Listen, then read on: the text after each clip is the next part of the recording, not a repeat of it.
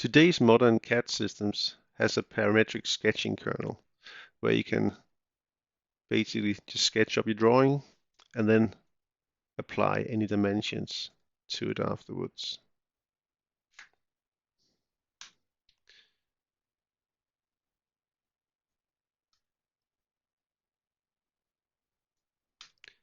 Then when you sketch up your drawing, it's basically just a matter of changing the dimensions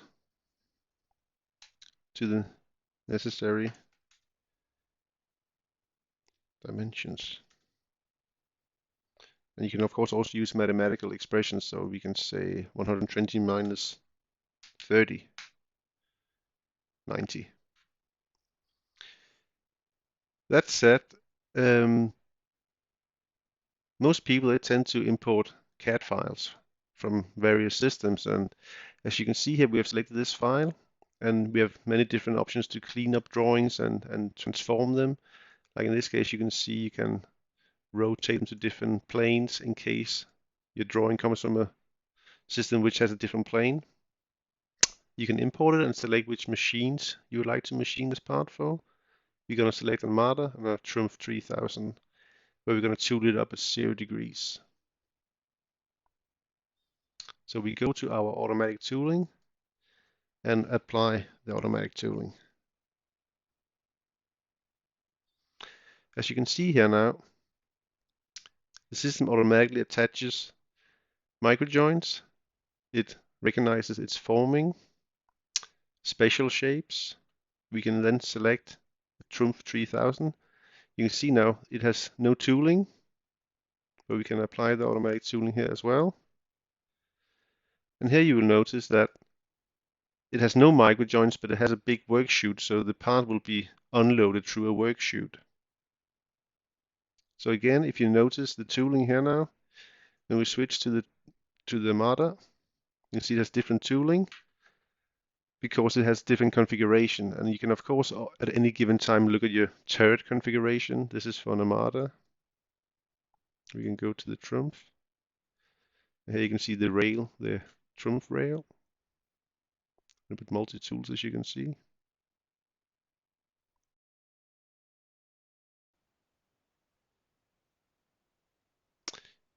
When you nest your component, then you can easily change any parameters at any given time. You can see here, you can change the distances. You can say do not center nest. So it will then shift it towards the left edge. You can change all the margins, the nesting time, all those settings, and then you can see here how it automatically selects the two sheet sizes which is available, and it tells you exactly how many components there can be on each sheet, like this. Then from here on, you can of course easily change this array of parts by dragging like this, or extending like this again. You can equalize them out like that. Sequencing can be a quite challenging task in many CAD/CAM systems. If you look here in MaxxCAM, you will see that if you try to do manual sequence, let's say I would like to punch these formings first, then you can see the punches highlighted in red means that they will need to be punched before that you can actually perform these formings. So even if you try to do things manually, you can see here that the system will warn you. Then of course, we can do automatic sequencing.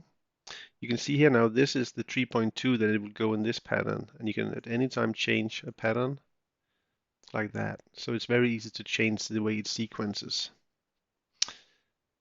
Then we can simulate the sequence. And if you look here, you can see it travels like that. We can go forward.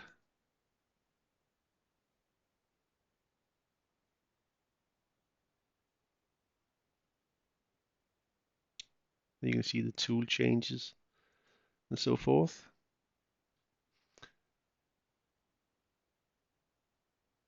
Now you can see it punches away these hits here, which needs to be done before you can do this forming. And again, it punches these top hits now, so they have been done. Then you can see now it punches in the right direction in order not to flatten its own louvers.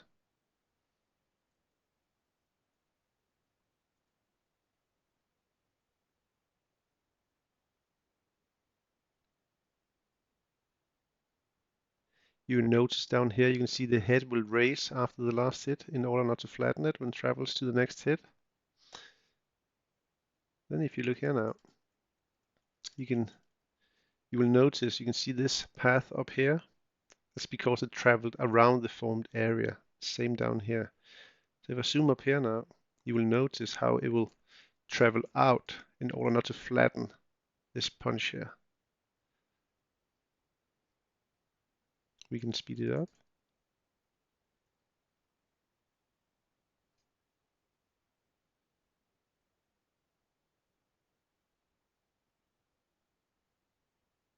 And again, you will see now, punches, it travels out so it doesn't flatten.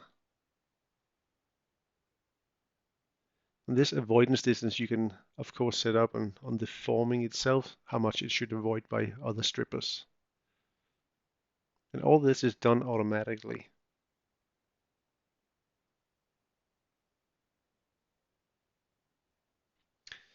Then if we go back now and we say, we also made this for our Trumpf. The Trumpf had a different style of sequencing. It needed this to be unloaded.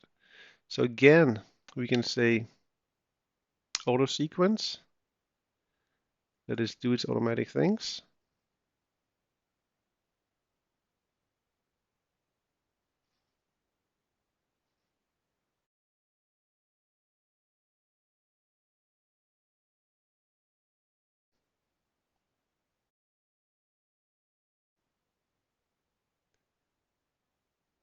And again, we have the punching order.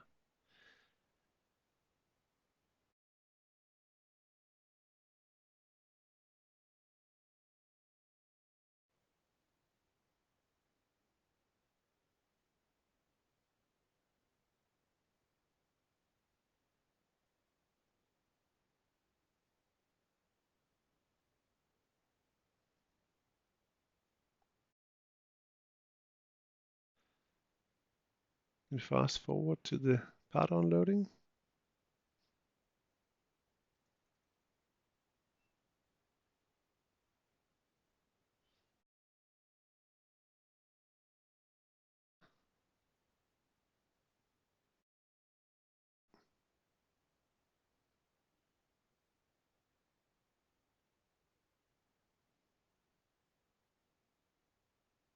And so forth.